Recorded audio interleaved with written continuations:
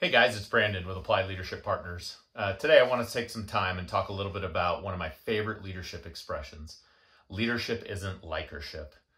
Now at first, that expression might sound pretty harsh, but let me take some time and unpack what it isn't and what it is. What it isn't is a license to be a jerk in leadership.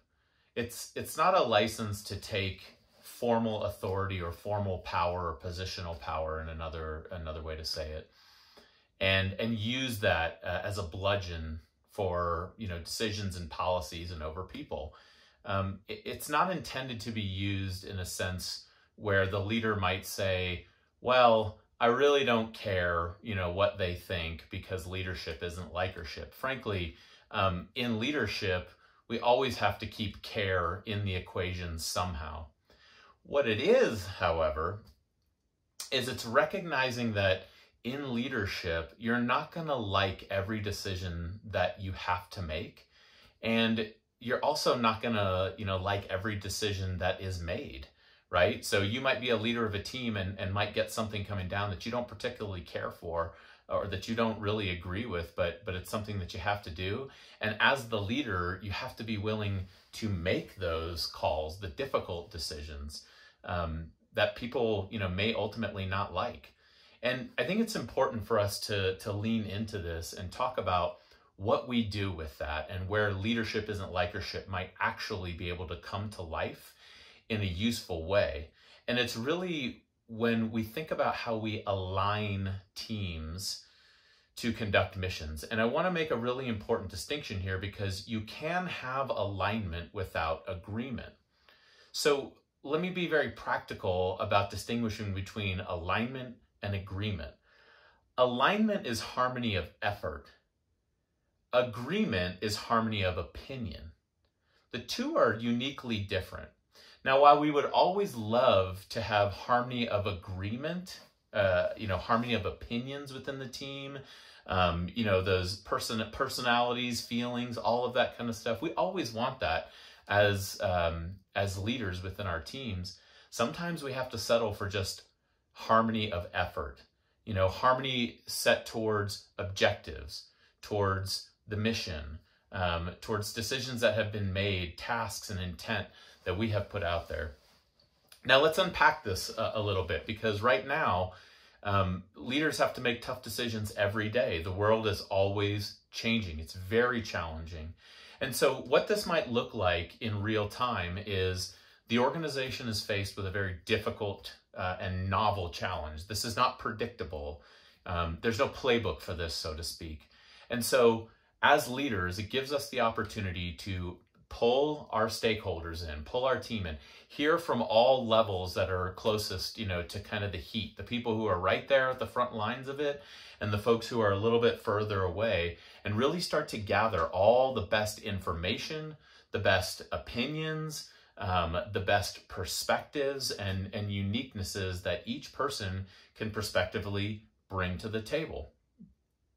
And then comes the difficult part as a leader, because once we've looked at the whole scenario, we do our best to make the best possible decision with the best possible information we have at any given point in time to lead to the best possible outcome. That's all we can do, because we cannot predict the future.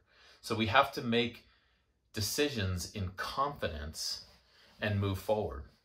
And once that decision is made, then it gives us the opportunity to pull people together, having that difficult conversation, and understand that some of the folks on the team whose opinion was heard, but was not necessarily the perspective that was decided upon or gone with, they might feel upset about that. And you as a leader might feel upset about that. We all as leaders, feel upset when there's a lack of agreement within the team, and there's a lack of that harmony that we are looking for in terms of perspectives. But that's when we need to lean back into that concept that leadership isn't likership. And we have to make the call. And I just want to encourage us all, because it's really hard in this environment, in any environment, to stick with it. Settle in, make the decision, and drive on with it. And a critical thing that has got to happen, once that decision has been made, is that all of those people on the team, we've got to come back together and we have got to commit to alignment, even if we might disagree or agree on the prospective matter. Now, for most leaders, that can be really hard. I can certainly relate. That's a hard thing to do. And especially when we start to move forward and we start to see how that decision matures, I want to give us a couple of very practical points of usefulness that might help you as you do move into that space where you've made the decision and you've got a portion of your team that's not particularly pleased about it. So the first thing is let it mature and see what happens. Resist the urge to pivot too quickly. Resist the urge to immediately take another tack because, somebody else has kind of talked you back into it. Somebody who disagrees with that decision and wanted to see their perspective go through.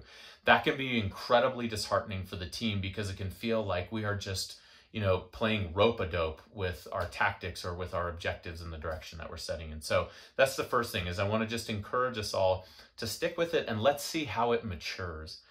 The second thing, and this is really important and what speaks to, the fact that, this isn't about heavy-handed leadership, is I want to encourage us as leaders to really take a deeper step in care towards those folks who disagreed with the way that the decision went down. And so a real simple way, that you can keep in mind, or four things that you can kind of keep in mind as you start to lean deeper into those folks who, may disagree still, even though they're aligned, they've walked out of the meeting and, we've all looked at each other and agreed we're together, we're not going to walk out of here divided,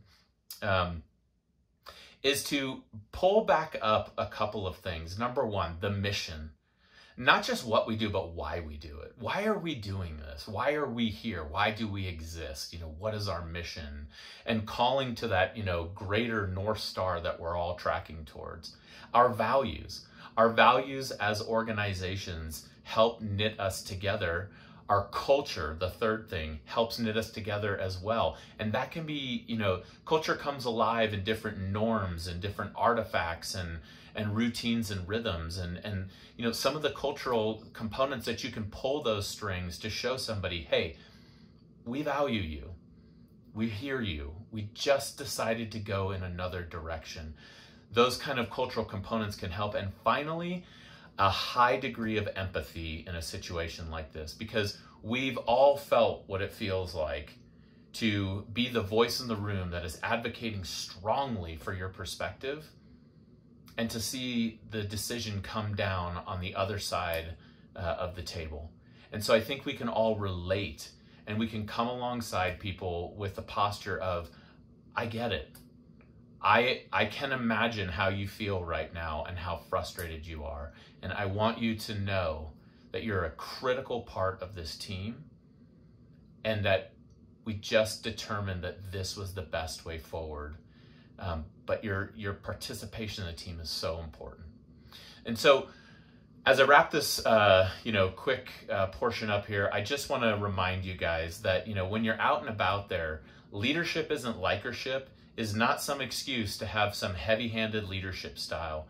It is an acknowledgement that you can move forward making the tough decisions and that you can have alignment sometimes without agreement.